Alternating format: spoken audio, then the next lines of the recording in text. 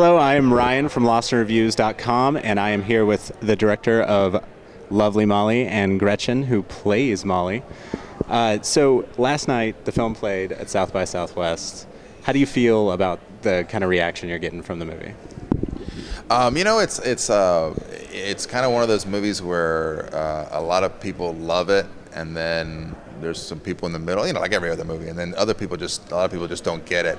It's not a movie where like you get up at the end of the movie and go, yeah, you cheer. I mean, it really is kind of a dark ride, and the performance that she gives as Molly is just so gut wrenching that I think it takes people a little bit of time to kind of digest. If you're willing to digest it, I think there is something really special there. But if you're not willing to put in a little work, it's not going to work. So, but no, I mean it's the same reaction we've had from everybody. I mean, I think that it plays well, and I think it'll have its audience, and I think it'll have people that hate it, but I think it'll have people that really love it. So, Gretchen, playing a character that is, to the audience, playing a little bit of psychosis versus supernatural. How do you take on somebody like that's going through such a situation? Reading the script from the beginning, I had a chance to sort of mull over the different elements that go into the mystery of what's going on with her, and had my time to do my research on all levels so that I could bring back, once we started shooting, bring back all of that research that I'd done and add the elements in so that it made it more of a question mark as opposed to clear-cut symptoms, sort of a mixture of all of them so that the audience is left not knowing. You did a really, really good job, too.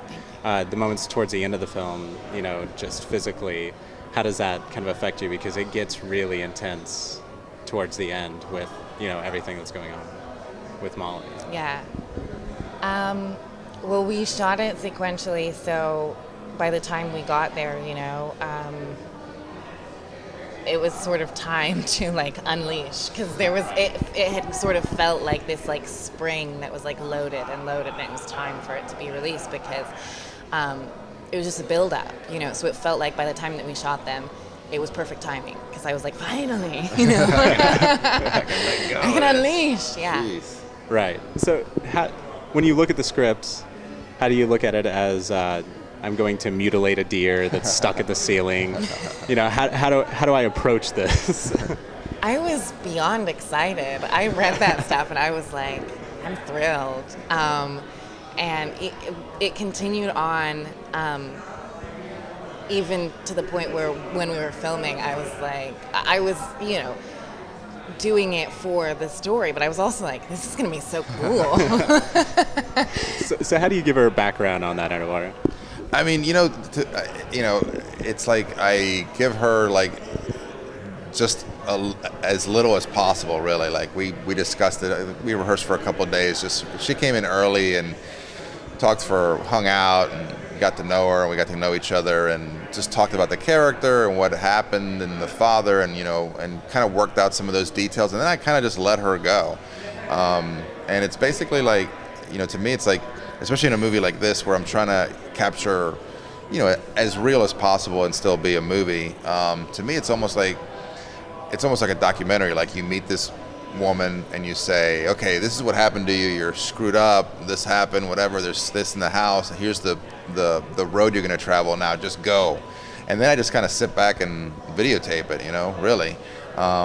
And luckily, and I knew, look, I never doubted her. I knew for the first moment I saw her in the audition space that she had phenomenal skills, and I didn't know how courageous she was, but she ended up being incredibly courageous, and I think I knew she was going to go there, and all I had to do was stand back and help her out a little bit every here and there, but basically just set up the world around her and just shoot the damn, let the cameras roll.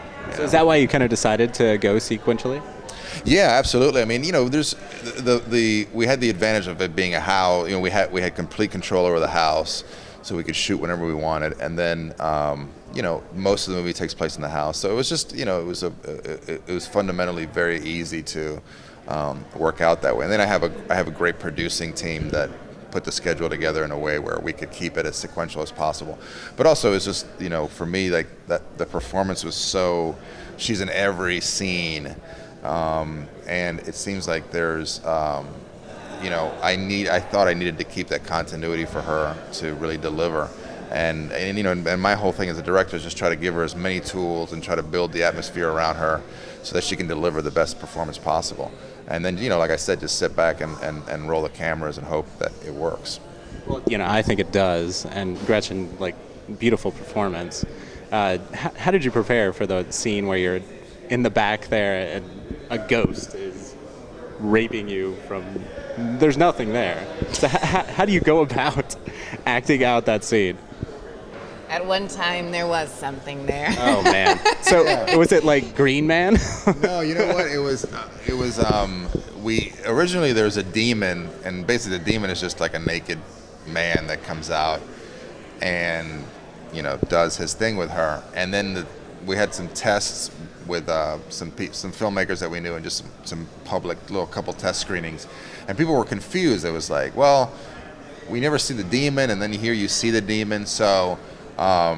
One of my friends that saw the movie, he's a special effects guy, and he said, it would be cool if you painted the guy out. And we were like, well, it's going to be really difficult to paint the guy out. So Gretchen was cool enough to come down for a day, and we built this. Why don't you explain it? Yeah, I have to hear about this. So not fair. How could you? Commonly referred to as the ass smasher. Oh, nice.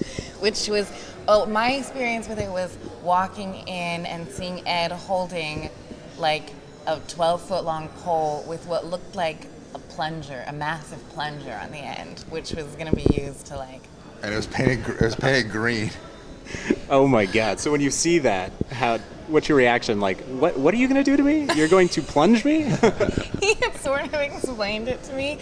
Like, he was like, listen, don't think this is like really weird, but this is But I have this fetish with plungers. Yeah, I really want to Anyone smash. who starts off a thing with like, this isn't, Especially after all I've had you do already. Right. I know.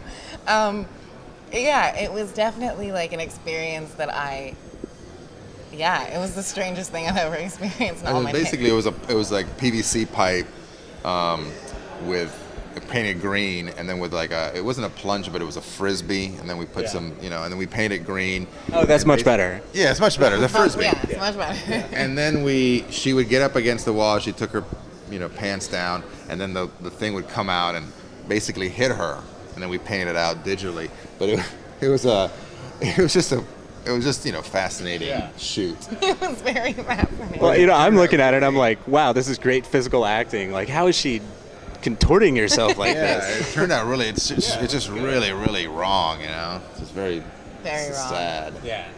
So what was the inspiration behind this? I've always wanted to make an Exorcist movie ever since I saw The Exorcist as a kid, and it like completely, killed me. And it was just a TV version, but it just completely plagued me. And up to this day, like I bought the DVD a couple years ago, and I was like, why the hell did I buy the DVD? I'm not gonna watch this movie again. I don't want to watch it. I mean, even the making of documentaries of that movie scare the crap out of me. So the whole thing was just trying to make an Exorcist movie ever since I was a little kid, and then my co-writer partner Jamie Nash came up with an idea. He said, imagine like if somebody videotaped themselves going through a possession, and he did a draft, and I wasn't really quite getting it, and then Paranormal Activity had come out right when we were writing it, and I was like, this still worked, it's scary, whatever. So I was already in the process of writing it, and that just kind of confirmed the idea of like to continue in that direction. But it was mostly for me, just like it just kind of took me over, man. Like the pacing of it and the rhythm. It was just, I've never written anything like that. And Jamie usually writes most of the script, like we collaborate, but he mostly does the work, and I just kind of throw ideas and I take over near the end. And I basically wrote this almost completely by myself. So I don't know what it is, I don't know what the hell it was, man, but something just overtook me. And like I said earlier, it was like, once I saw the physical manifestation of Molly when she walked in the room and did her thing, it was almost like I could just, I could take this disease that I had acquired or whatever, this illness, and transfer it over to her, and then just videotape it. That was kind of like really what happened. So what brought about the decision to use, just regular cinematic cameras and then something like we're shooting on today, just a little handheld camera? Yeah. I saw, I saw where, I love the power of, found footage, first-person cinema, Paranormal Activity and Blair Witch and Cloverfield, and back then, You started it. Yeah, well, even Quarantine and Wreck, the original Wreck, I really love those movies. So I was like, this is really cool. But I hated the idea that like you had to constantly come up with a reason for the characters to be shooting the footage. So I kind of just thought, is there a way to like meld the two? Have the power of the first person kind of perspective, but also then have the ability to to shoot a scene that the characters wouldn't videotape. So that was basically the conceit, the kind of the theory of like, I think I can, take this into take it to the next level with this, at least for me. So that was it. It was basically just trying to take advantage of the, the thing that we helped, popularize, but again, not be restricted by the physical restraints of what the movie's about, which is characters shooting themselves, going through these things. So that was basically it. And I think, for the most part, I think it really succeeded. It did, it worked well. Yeah, I think it does too. It works really well. One thing I have to ask you though, how do you go into the scene how did you guys do the scene where you're biting your husband's lip? Because that looks extremely real. It was, it was just the makeup, the Wesley. Yeah. He created this thing that Tim, who was played by Johnny Lewis, would put in his mouth with this fake, crazy-looking, like enlarged lip. Yeah. And then she They could, were like. she could bite into it. Yeah, I could bite into it because I had put forms of my teeth into it. And it held them together, and then we put a little blood in his mouth, and it was one of those things where the stunt coordinator was there and the effects. It was like one of those huge scenes in the movie, and just basically like her, she's willing to go anywhere, and she just had no qualms about going there, being really sensitive at first and then biting him. It's so intense. It's so intense. Like, did you have any worries that you were going to hurt him? Like, nothing there? We had done like some choreography to begin with before the lip mechanism was put into place, and so it was sort of like an obstacle course, like maneuvering around like things falling over our head and like the closet space that we were in, just working around it. So it was more that I was like, I'm gonna move the wrong way, and like the whole clothes rack is gonna like give him a concussion or something, So there were a lot of those things. And also there's that moment when he's doing all the he's doing what he's doing, and he's doing all the noises, and you're like, oh man, I really hope that like this is all him acting. Like, am I really hurting him? So it is that weird thing in your head where you're trying not to be in like your own head, you're trying to maintain the characters, but at the same time your own self is like, you could just be like really like hurting him. It's like, is he acting that well? But it's like keep going. But yeah, that was a big one for sure. Yeah, and it plays well. I was seriously cringing in my seat, and it's been a long time since I've done that. I feel like I have this buffer seeing all these movies. But yeah, it just when you do fingernails or just little parts of the body that really get you. Yeah, and like when I wrote that, it was like, I was like trying to, because it's all about like, laying the foundation of psychosis and possession, and then just coming up with creepy things that she does and crazy stuff. And I was like, imagine if she just bit on his lip and just held on. Yeah. And look, it came out, there's always this level of luck when you do things like that, but it came out just as, if not better than I imagined it was going to come out. So, it's just a matter of like getting the right people involved, and, it's just, and collaborating and crossing your fingers. So what brought you onto this project? Were you a fan of like the Blair Witch Project, and then She hated it. Everybody does. Of course I did not. Of course I loved it. It intrigued me. I was like, interesting that like because I did a backstage call for him in New York when I was living in New York. And so I was intrigued that, about this new project. And also, I didn't even read about who was doing it before I read the script. And then I read the script, and I remember walking through my house, like, reading it through, and I was like so freaked out and so like connected with it. It I don't know how to describe it, but I got chills and like shivers ran down my spine, and I was like, this is good. And then I researched it and was like, oh, it's that guy. That's that genius. It's that crazy dude. Yeah. It's frightened us all so much when we were children. But okay, there's a lot of rumors out there that you guys are going to come back and do Blair Witch 3. Not happening? I can't really say anything. We've been talking to Lionsgate, because Lionsgate now owns the franchise. We've been talking to them for seems like forever, at least 3 years now.